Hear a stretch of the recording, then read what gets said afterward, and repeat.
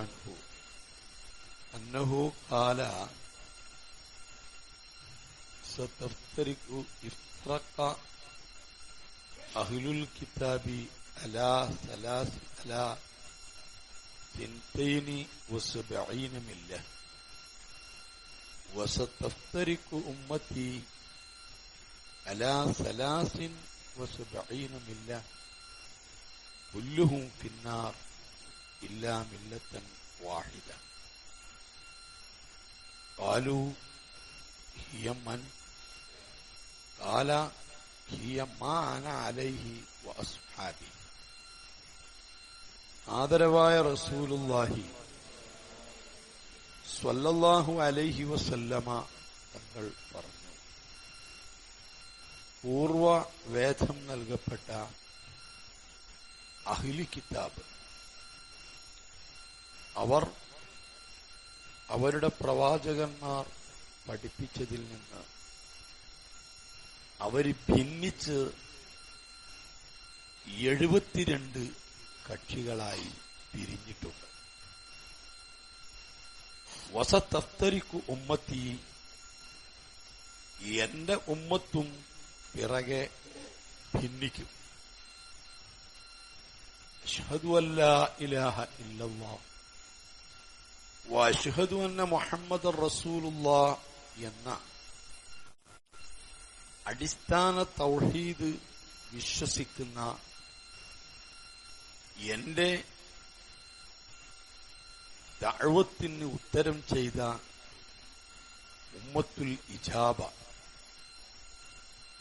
അഹ്ലുൽ ഇസ്ലാം എന്ന് പറയുന്ന എന്റെ സമുദായവും ഭിന്നിക്കും. അലാ 73 മില്ല, 73 കക്ഷികളായി എന്റെ ഉമ്മത്ത് ഭിന്നിക്കും. കുല്ലുഹും ഫിന്നാർ, എല്ലാ കക്ഷികളും നരകത്തിലായിരിക്കും. ഇല്ലാ മില്ലത്തൻ വാഹിദ, ഒരൊറ്റ കക്ഷിയൊഴികെ.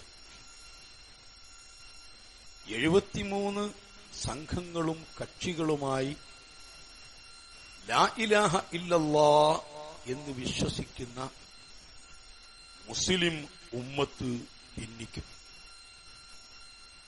ആ 73 ഉമ്മത്തിൽ നിന്ന്, 73 കക്ഷികളിൽ നിന്ന് 72 കക്ഷികളും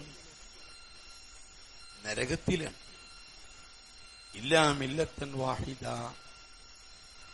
ഒരു കക്ഷിയൊഴിച്ച്. ഖാലൂ, സഹാബത്ത് ചോദിച്ചു, മൻഹിയ, അതാരാ? ആ 73 നിന്ന് രക്ഷപ്പെടുന്ന, സ്വർഗത്തിലെത്തുന്ന ആ കക്ഷി ആരാണ്? ഹിയ മാ അന അലൈഹി വഅസ്ഹാബി, അത് ഞാനും എന്റെ സ്വഹാബത്തും ഏതിന്റെ മേൽ നിലകൊള്ളുന്നുവോ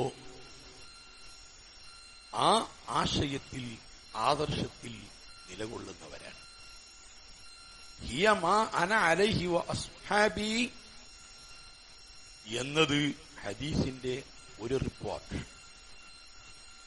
ഇബ്നു മാജഹ് റളിയല്ലാഹു അൻഹുവിന്റെ റിപ്പോർട്ടിൽ ഉള്ളത് ഹും അഹ്ലുസ് സുന്നത്തി വൽ ജമാഅ, അവര് സുന്നത്ത് ജമാഅത്തിന്റെ ആളുകളാണ്.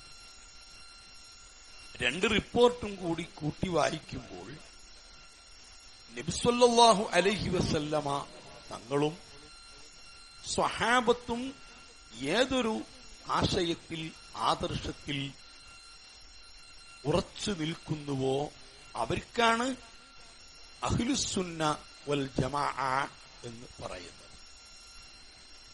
അവരാണ് ഈ 73 കക്ഷികളിൽ നിന്ന്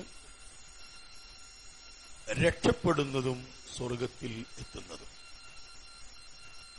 അഹ്ലുസുന്നത്തി വൽ ജമാഅ, ഈ അഹ്ലുസുന്നത്തി വൽ ജമാഅത്തിന്റെ എതിരിൽ ഉള്ള 72 കക്ഷികൾക്കും പറയും ബിദ്അത്തിന്റെ ആളുകൾ മുബ്തദിഈങ്ങൾ എന്ന് പറയും. നബി സല്ലല്ലാഹു അലൈഹി വസല്ലമ തങ്ങളുടെ സുന്നത്തും മഹാന്മാരായ സ്വഹാബത്തിന്റെ കൂട്ടായ്മയും, അതാണ് ജമാഅത്തു സ്വഹാബ.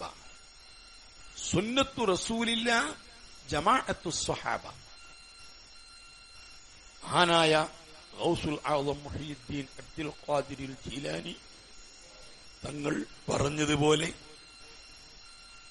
വൽ മുറാദു ബിസ്സുന്നത്തി മാ സന്നഹു റസൂലുള്ളാഹ്, റസൂലുള്ളാഹി സ്വല്ലല്ലാഹു അലൈഹി വസല്ലമ തങ്ങളുടെ നടപടി കർമ്മങ്ങൾക്കാണ് സുന്നത്ത് എന്ന് പറയുന്നത്.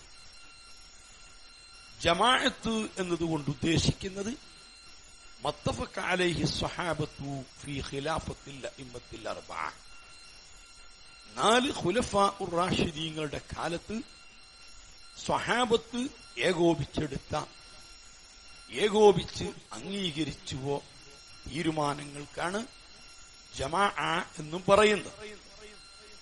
ഈ സുന്നത്ത് ജമാഅത്ത് ഇതിൽ നിന്ന് പുറത്തുള്ളതിന്റെ പേരാണ് ബിദ്അത്ത്, അഹ്ലുൽ ബിദ്അത്ത്. അവർക്ക് പറയും മുബ്തദിഈങ്ങൾ. ഈ മുബ്തദിഈങ്ങളെ കുറിച്ചുള്ള സമീപനം ആദരവായ റസൂലുള്ളാഹി സ്വല്ലല്ലാഹു അലൈഹി വസല്ലമ തങ്ങൾ പഠിപ്പിച്ചിട്ടുണ്ട്. ആ മുബ്തദിഈങ്ങളിൽ പെട്ടവരാണ് കഴിഞ്ഞ ദിവസം ഓർമ്മപ്പെടുത്തിയ ഒന്നാമത്തെ മുബ്തദിയാണ് ഖവാരിജ്, അതുപോലെ മുർജിഅത്ത്, അതുപോലെ മുഅ്തസിലത്ത്, അതുപോലെ വഹാബികൾ, അതുപോലെ മൗദൂദികൾ, അതുപോലെ തബ്ലീഗുകാർ. ഇവരൊക്കെ ഈ പറയപ്പെട്ട 72 പെട്ടവരാണ്. മഹാനായ മുആവിയത്ത് ബിൻ ഹക്കം അസ്-സുലമി റളിയല്ലാഹു അൻഹു തങ്ങൾ പറയുന്നു, മുത്തുനബി സ്വല്ലല്ലാഹു അലൈഹി വസല്ലമ തങ്ങൾ പറഞ്ഞത് ഞാൻ കേട്ടിട്ടുണ്ട്. ലാ യഖ്ബലുല്ലാഹു മിൻ സാഹിബി ബിദ്അത്തിൻ, ഒരു ബിദ്അത്ത് ഉള്ളവനിൽ നിന്ന് അല്ലാഹു സ്വീകരിക്കുകയില്ല. സ്വലാത്തൻ വലാ സൗമൻ വലാ ഹജ്ജൻ വലാ സർഫൻ വലാ അദ്ല. മുബ്തദികൾ മഹാന്മാരായ സ്വഹാബത്തിന്റെ കൂട്ടായ്മ നബി സല്ലല്ലാഹു അലൈഹി വസല്ലമ തങ്ങളിൽ നിന്ന് പകർന്നു കിട്ടിയ വിശ്വാസങ്ങളും കർമ്മങ്ങളും ഉൾക്കൊള്ളുന്ന സ്വഹാബത്തിന്റെ കൂട്ടായ്മ, അതിൽ നിന്ന് വ്യതിചലിച്ച ആളുകൾ മുബ്തദിഈങ്ങൾ, അവരുടെ ഒരു നിസ്കാരവും അല്ലാഹു സ്വീകരിക്കുകയില്ല. വലാ സൗമൻ, ഒരു നോമ്പും അല്ലാഹു സ്വീകരിക്കുകയില്ല. വലാ ഹജ്ജൻ, അവരെ ഹജ്ജും അല്ലാഹു സ്വീകരിക്കുകയില്ല. വലാ സർഫൻ വലാ അദ്ല, അവർ ചെയ്യുന്ന ഒരു സുന്നത്തുകളും അല്ലാഹു സ്വീകരിക്കുകയില്ല, ഒരു ഫർളും അല്ലാഹു സ്വീകരിക്കുകയില്ല. മുബ്തദിഈങ്ങൾ അവർ അങ്ങനെ നിസ്കരിക്കുന്നുണ്ട്, അവർ അങ്ങനെ ഇബാദത്തുകൾ ചെയ്യുന്നുണ്ട്, അവർ അങ്ങനെ ഭക്തരാണ് എന്നത് അവരിൽ നിന്ന് ഒന്നും അല്ലാഹു സ്വീകരിക്കുകയില്ല. ഒന്നാമത്തെ ഭക്തി പ്രസ്ഥാനമായിരുന്നു ഖവാരിജ് എന്ന് പറഞ്ഞില്ലേ? ഖവാരിജ് എന്തുമാത്രം ഭക്തിയാണ് അവർ പ്രകടിപ്പിച്ചിരുന്നത്.